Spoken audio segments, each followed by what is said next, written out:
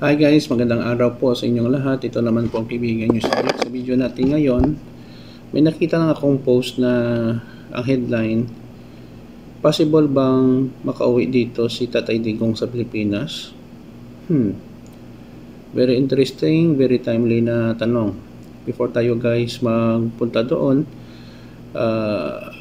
magpapasalamat muna po ako sa mga viewers, followers, haters, DDS, kung sino, ano pa dyan ang mga group no, na nanonood sa channel ko. Maraming salamat po sa mga comment nyo, suporta. Iba hindi maganda, okay lang guys, no? Welcome kayo dito sa channel ko.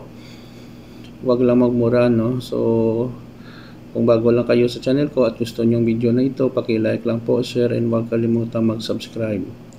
May nakita akong headline na possible daw makauwi dito sa Pilipinas si Tatay Digong or bring home former President Rodrigo Roa Duterte.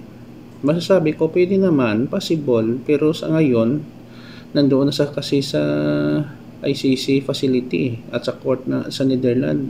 Medyo mahirapan talaga tayo, in my own personal opinion. Sabi nga ni Secretary Mulya, it is a done deal already kasi nandoon na siya. Depende na lang kung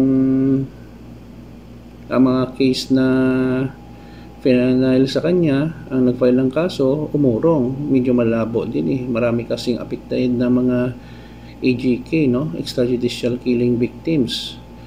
At saka dito, may mga comment dito sa mga netizen, nagsasabi na, sandali lang guys. Okay, nakalak ang phone ko eh. God will give them what they deserve to get. Huh? Ito, sabi ng isang netizen, many think the defense is weak because the eyes of ICC was already on Duterte when he's still a mayor. May mga namamatay na doon.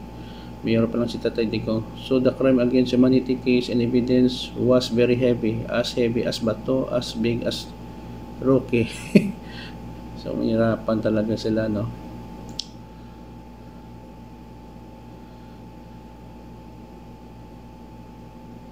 Ito, may nagsabi, no? He will go home soon. Marcos and Tory will have their spotlight soon. Let him rot there, no?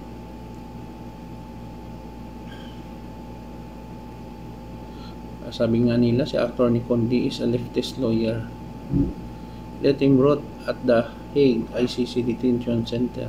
May DDS na sumagot. Kailangan mo na magpa-drug test galit sa isang addict yan.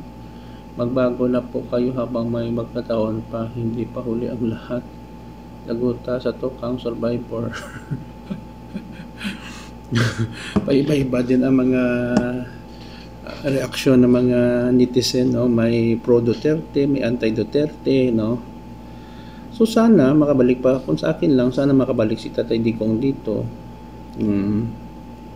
Mahirap din magkasakit doon sa ibang lugar eh, kahit may maganda silang medical facilities at services. Iba talaga dito sa Pilipinas. Yun lang po guys. Kung may comment kayo, pakilagay lang po sa comment section ng ating video. Please like, share, and huwag kalimutang mag-subscribe guys. Mahal ko kayo, ingat po tayo palagi. Ito naman pong kaibigan nyo si Jake. Paalam.